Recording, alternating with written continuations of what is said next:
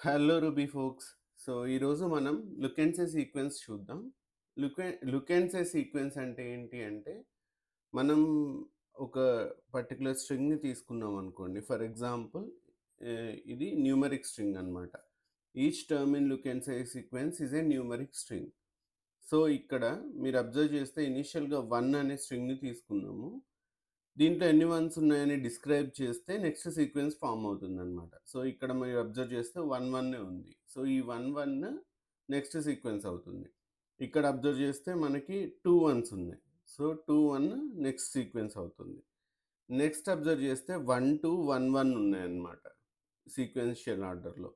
So, next sequence ఏమైతుంది అంటే 1, 2, 1, 1 అవుతుంది.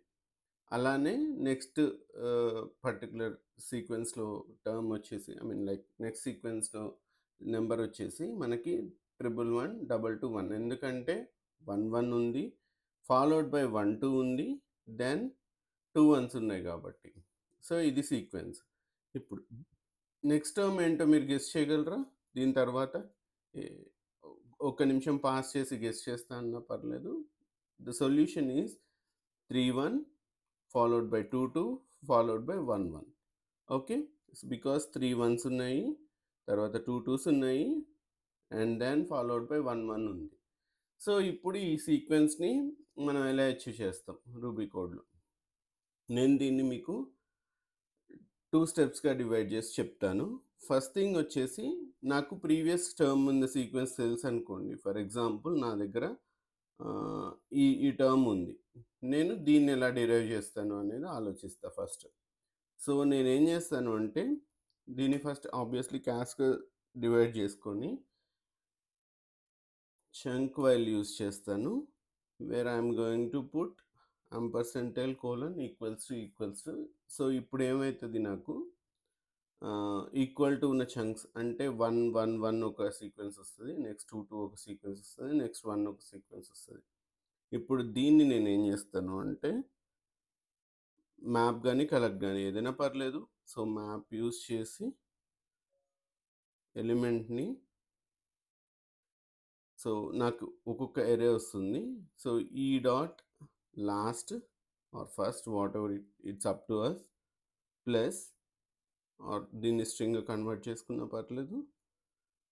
సారీ ఐ థింక్ మనకిప్పుడు సీక్వెన్స్‌లో ఆహ్, సైజ్ అనేది ముందొస్తది కాబట్టి మనం ఫస్ట్ సైజ్ పెట్టుకుందాం. ఈ dot length dot to underscore S plus ఇప్పుడు దీన్ని జాయిన్ చేద్దాం. సో, ఆబ్వియస్‌లీ ఇప్పుడొచ్చే రిజల్ట్ ఏమొస్తది? సీక్వెన్స్‌లో నెక్స్ట్ నంబర్ వస్తదనమాట మనకి. ఇది ప్రింట్ చేద్దాము.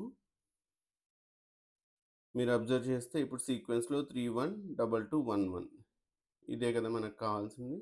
దీన్ని మనం ఇప్పుడు సీక్వెన్స్‌కి కన్వర్ట్ చేద్దాం. సీక్వెన్స్‌గా కన్వర్ట్ చేయడానికి మనకి ఇంజెక్ట్ ఆర్ రెడ్యూస్ బాగా యూజ్ అయిద్ది. సో, ఫర్ ఎగ్జాంపుల్ మనకి అవుట్‌పుట్ ఏం కావాలి? 4 అని ఇస్తే ఈ అవుట్‌పుట్ రావాలి. సో, నేను ఎన్‌లో ఆ వాల్యూ పెట్టుకుంటాను. ఏది కావాలి అనేది. ఇప్పుడు ఎన్ డాట్ టైమ్స్ నేనేం చేస్తాను అంటే సీక్వెన్స్‌ని ఇంజెక్ట్ చేస్తాను. Or it's up to us. So, initial term నేను ఇస్తాను ఇక్కడ. అండ్ దెన్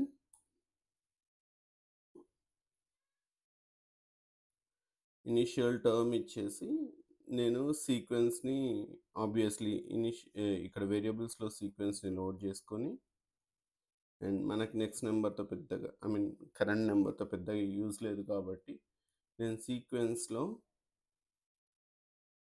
ఇది ఈచ్ సీక్వెన్స్ ఫార్మ్ చేస్తది. సో, ఇక్కడ గూడా నేను సీక్వెన్స్ డాట్ లాస్ట్ తీసుకుంటాను.